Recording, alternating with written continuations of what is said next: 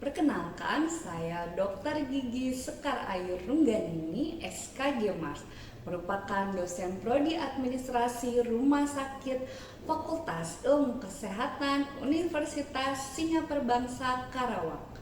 Video ini dibuat pada penilaian sertifikasi dosen bidang pengajaran. Pada video ini akan menampilkan teknik pengajaran saya dengan metode delivery, interaction, and assessment.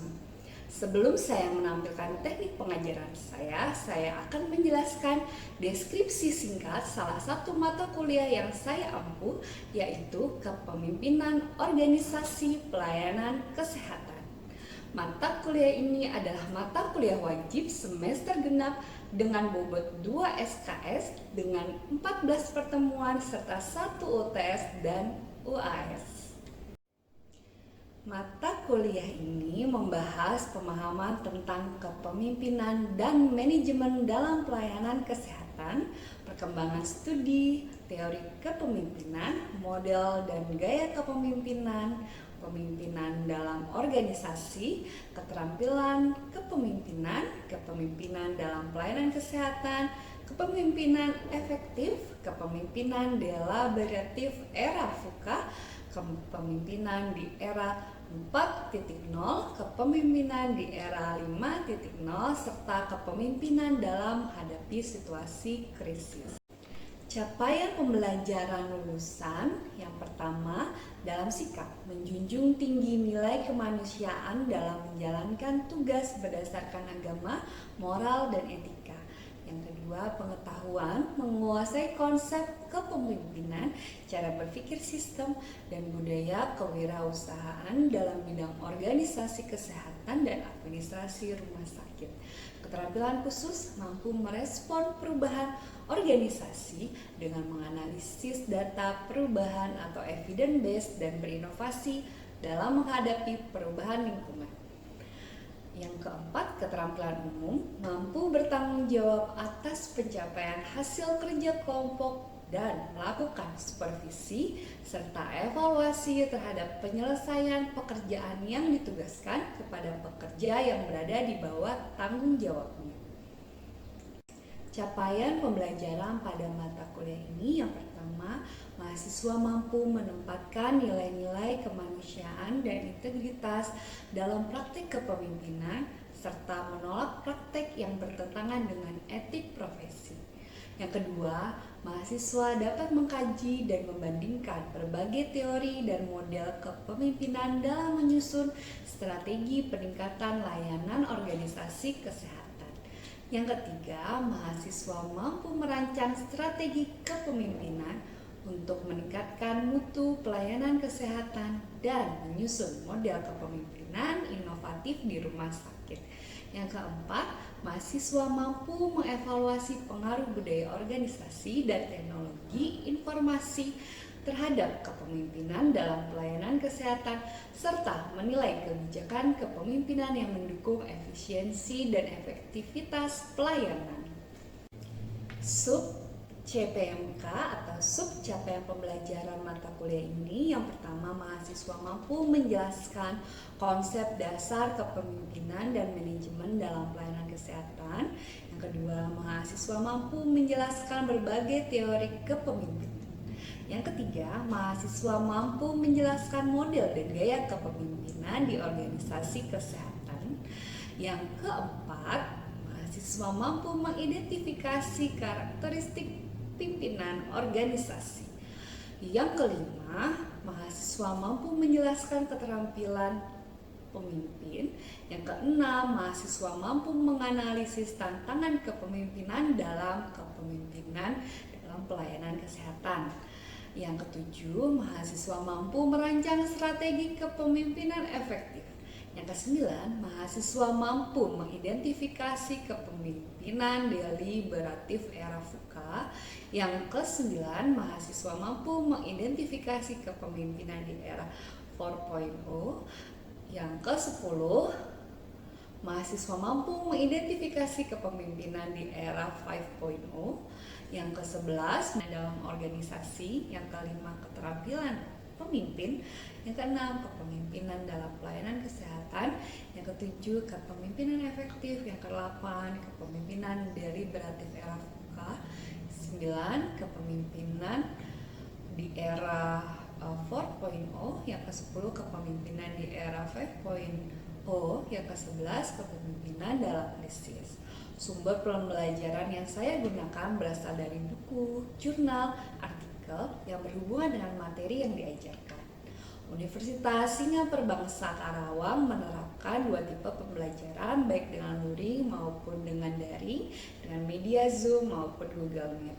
Universitas Singapura Bangsa Karawang menggunakan LMS yang kami sebut dengan SISKA, kepanjangan dari Sistem Akademik Terintegrasi Unsika, yang dapat diakses langsung oleh mahasiswa yang berisikan diantaranya jadwal, materi, RPS, penugasan, absen, serta bahan pembelajaran dan juga nilai. Metode pembelajaran yang digunakan ialah student centered learning, diantaranya contextual learning, discussion, serta studi kasus. Penilaian pada mata kuliah ini yang pertama case based learning yaitu 20%, penugasan 10%, project based learning 30%, UTS 15%, dan UAS 25%. Berikut ini adalah video yang menampilkan pembelajaran mata kuliah kepemimpinan organisasi pada pertemuan ke-7, di mana pada pertemuan ini terdapat review kembali pembahasan materi sebelumnya. Salah satunya adalah model dalam gaya kepemimpinan. Pada pertemuan ini dilakukan pembahasan tugas studi kasus, yang dimana mahasiswa ditugaskan menjawab studi kasus dengan membuat video dan mempresentasikan, serta terdapat kegiatan tanya jawab untuk interaktif di kelas. Oke, baik, fokus ya. Baik, assalamualaikum warahmatullahi wabarakatuh. Waalaikumsalam warahmatullahi wabarakatuh. Oke, terima kasih mahasiswa dan mahasiswa yang telah hadir. Hari ini kita akan belajar tentang kepemimpinan. Yang pertama, Ibu akan refresh sedikit. Kemudian yang kedua, nanti kita akan lihat video yang sudah kalian buat untuk project ya. Baik, sebelum kita memulai pembelajaran, mari kita berdoa menurut agama dan kepercayaan masing-masing. Berdoa dimulai.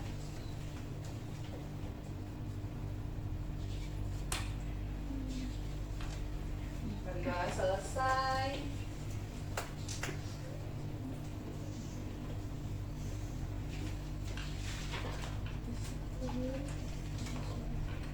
Oke, berarti hari ini yang tidak masuk Devan ya.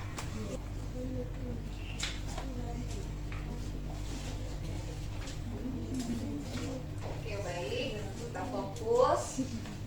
Baik, kali ini kita akan belajar tentang model kepemimpinan. Ibu refresh sedikit tentang beberapa model kepemimpinan ya.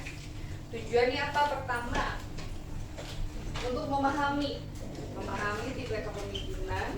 Yang kedua, diharapkan kalian dapat menerapkan metode kepemimpinan yang nanti akan cocok sekiranya ketika kalian menjadi pimpinan di dalam sebuah organisasi. Yang ketiga, dapat menjelaskan kelebihan dan juga kekurangan model-model kepemimpinan. Ya, intinya model kepemimpinan itu seni, sehingga kalian setelah belajar ini, kalian bisa menempatkan model-model kepemimpinan tersebut dalam situasi-situasi tertentu. Ya, tidak ada yang baik sekali atau tidak ada yang buruk sekali ya. Itu tergantung situasi. Oke, kepemimpinan adalah hubungan antara pimpinan dan yang dipimpin ya. Kemudian kepemimpinan itu adalah sebuah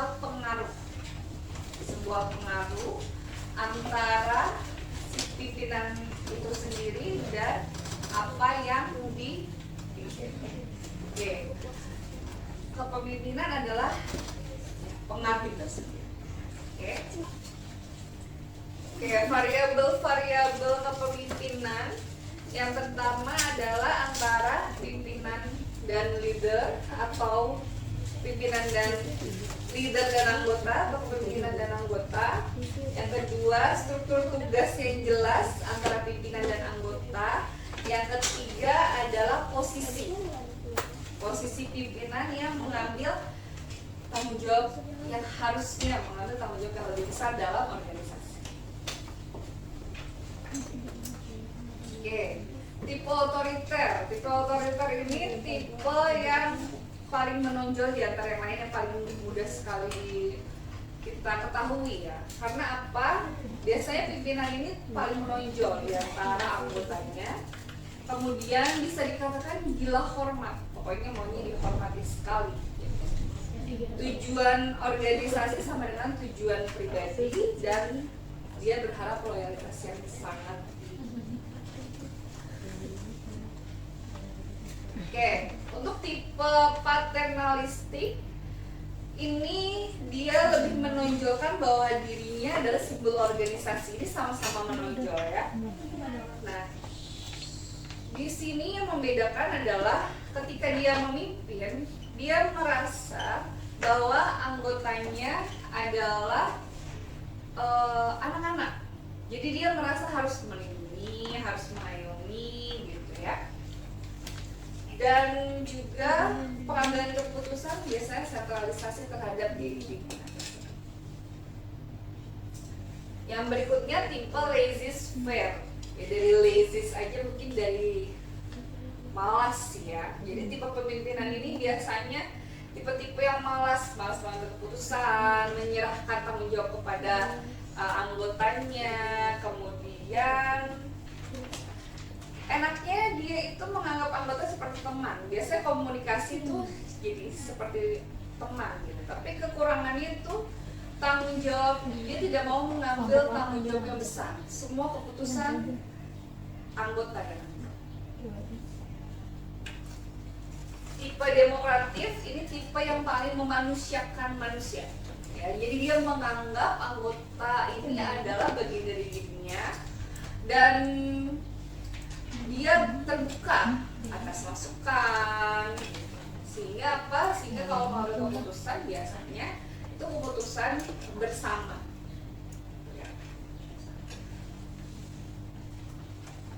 Tipe karismatik ini biasanya dia percaya dirinya tinggi, visi misinya jelas, ya. Kemudian dia sangat yakin dan memposisikan diri sebagai agen perubahan. Pokoknya dia berharap apa yang ada di anggota itu sesuai apa yang dia inginkan ya. Kemudian tipe formal ini sebenarnya adalah kondisi pimpinan di mana pada kondisi yang formal. Formal ini biasanya ada organisasi yang formal, organisasi yang ada kebijakan-kebijakannya ya. Nah, di sini pimpinan itu diangkat melalui sebuah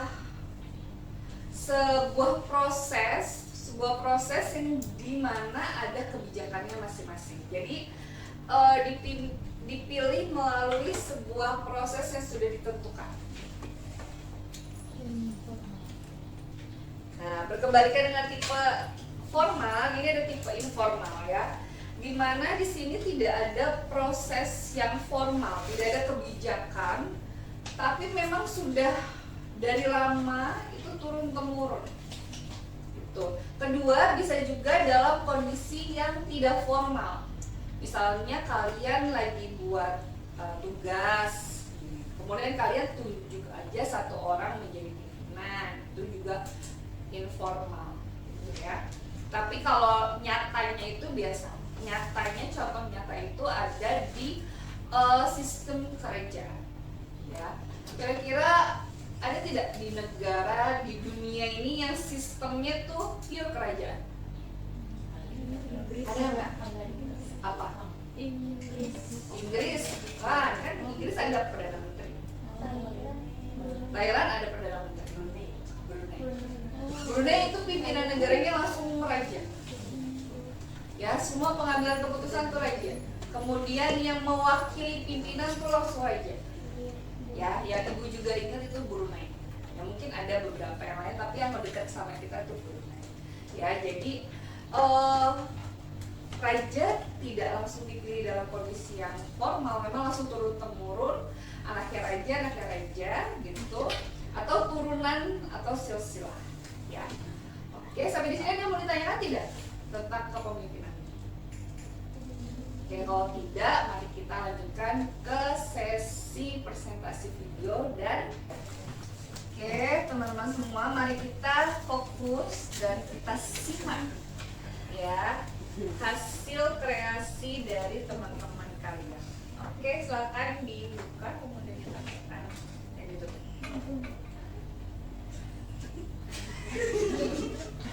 Ayo silakan. Assalamualaikum warahmatullahi wabarakatuh. Waalaikumsalam warahmatullahi wabarakatuh. Kami dari kelompok 1 ini presentasikan hasil video, hasil tugas video yang kami buat. Oke, silakan. Bahasa bosan aja udah mana-mana ada yang punya pikiran. Yang baca dapat banget gitu ya. Iya, ada udah masuk pak. Satu jam aja bingung. Menunggu kepastian. Mereka udah nonton. Belum semua pak. Ini harus cepat kita. Kalau ada yang rusak, nanti siapa yang disalahin? Kita. Ya udah kan atur aja. Kamu udah tahu sih gimana.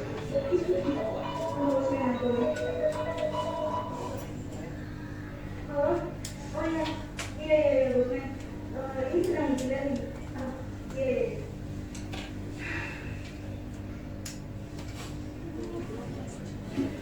Pak, bosnya minta kemarin 1 jam lagi, Pak. 1 jam lagi. Ya udah, kamu buatin dulu aja. Ibu kan belum sudah. Gak usah, kamu aja dulu.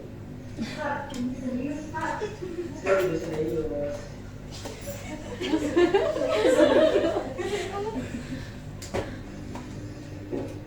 Kalau kerja di perusahaan besar gimana, Pak? Kita selesaikan kalau udah terjadi. Udah kerjakan dulu apa yang kamu punya.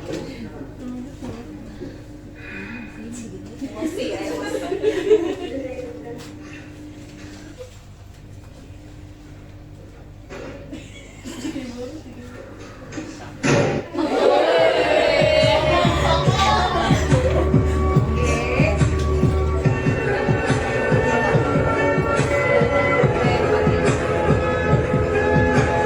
Oke, walaupun cuplikannya sedikit tapi keselnya dapet ya. Oke, silakan kita tebak ya. Nanti silakan tim hitung sampai 3, kemudian pilih siapa yang menjawab dan tim yang ditunjuk silakan menjawab. Ini dari satu kelompok satu aja yang menjawab mewakili kelompok tersebut ya.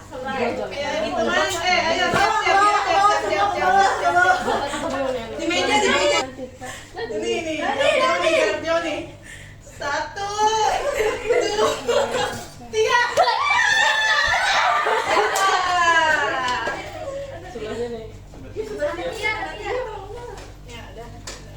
Natia itu kelompok berapa? Kelompok 2. Oke. Oke, menurut Natia tipe kepemimpinan apa dan adegan apa sih yang di situ mencirikan banget gitu sampai kamu bilang ini adalah tipe itu? Tipe kepemimpinan Leicester, soalnya si pemimpinnya itu nggak ada gayanya santai sama nggak punya sense of crisis-nya. Iya. Gimana? Emang iya ya. Dari 1 sampai 10 nilainya berapa? 10. Emang iya ya. Jawabannya itu ya. Kira-kira gimana nih?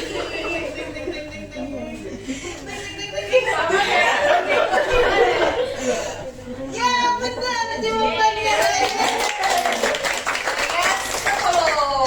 Ya, tadi dicuplikan terlihat sekali ya kepemimpinannya ya, dilaporin males ya, dilaporin masalah nggak peduli, dilaporin padahal anggotanya bilang mungkin ini ada masalah A, B, C, D setelah ini gitu, dia juga tidak peduli. Oke. Untuk kelompok ini Ibu beri nilai 8,5. Ya.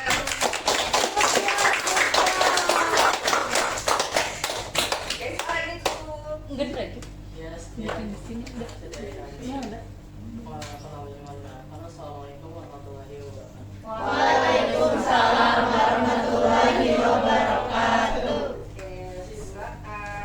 Kelompok berikutnya dari kelompok Rio. Oke, silakan masuk. Nanti presentasikan.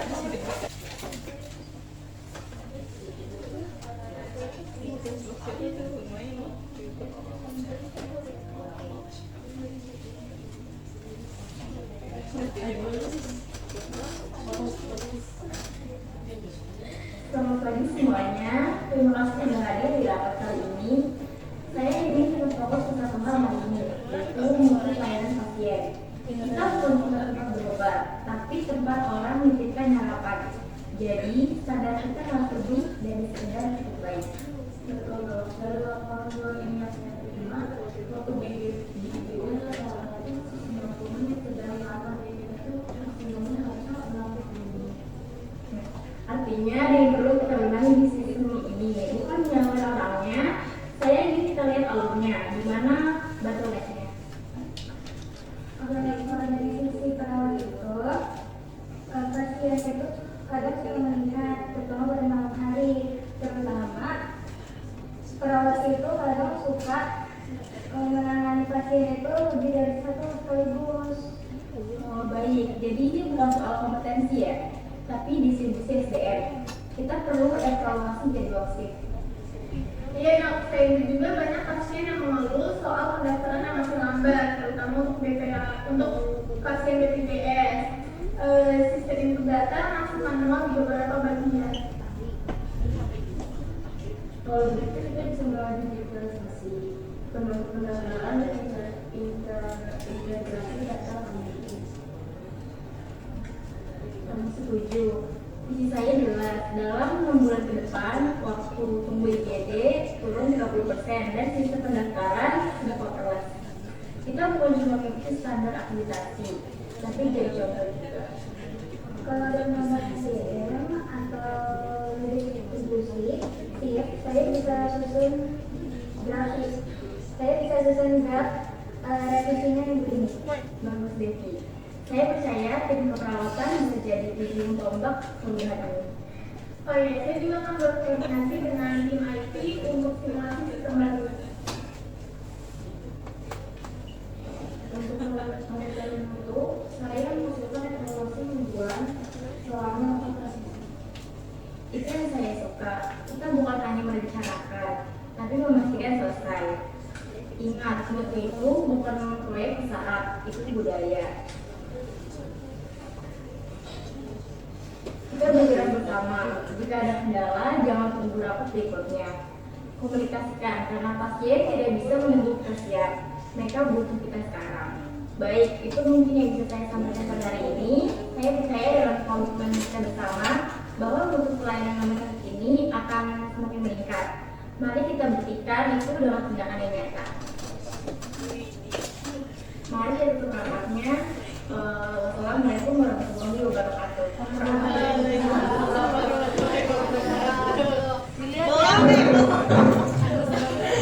Iya, dia di sini. Oke, silakan. Iya, berarti yang silakan dipilih. Turun. Lihat semuanya tuh. Ayo, 1, 2, 3. Lagi coba tolong.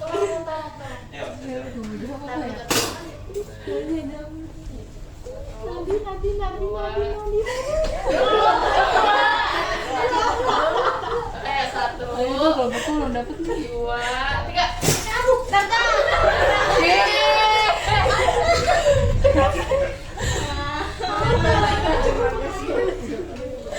Tipe gaya kepemimpinan karismatik. Karena tuh di situ tuh kuncinya menurut saya dia itu membahas tentang visi ke rumah sakitnya itu, Bu. Terus sama lagi. Terus sama keyakinan yang kuat pada tepatnya tuh visi yang dinyatakan kepada para bawahannya. Pemimpinnya tuh menguatkan visinya itu kepada para bawahannya, Bu. Oke, gimana tim? Berapa nilainya, tepat atau tidak? 10.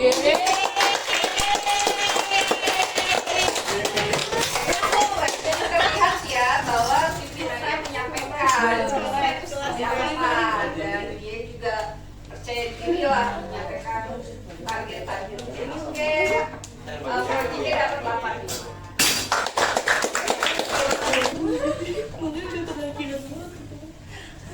Oke, terima kasih atas kerja kerasnya.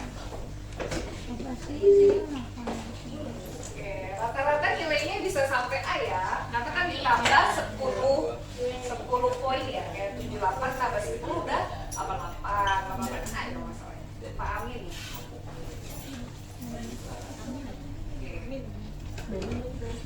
Baik, ingat minggu depan kita UTS, belajar yang baik. Terima kasih, videonya juga bagus-bagus. Ini bisa digunakan nanti kalau kalian di rumah sakit di bagian promosi udah terbiasa tuh bikin role play, terus bikin narasi-narasi yang lainnya. Insya Allah berguna ya. Baik, ada yang mau ditanyakan? Ya, Untuk materinya ini aja ya Kak. jelas semuanya, bukan yang hari ini aja. Yang kemarin-kemarin. Ya, itu ya dari materi 1 sampai materi akhir. Ini buat minggu depan buat nilai UTS. Oke? Baik, terima kasih banyak. Gua akhiri, assalamualaikum warahmatullahi wabarakatuh. Waalaikumsalam warahmatullahi wabarakatuh. Oke, terima kasih. Demikian video pembelajaran mata kuliah Kepemimpinan Organisasi Kesehatan. Mohon maaf jika ada kekurangan. Wassalamualaikum warahmatullahi wabarakatuh.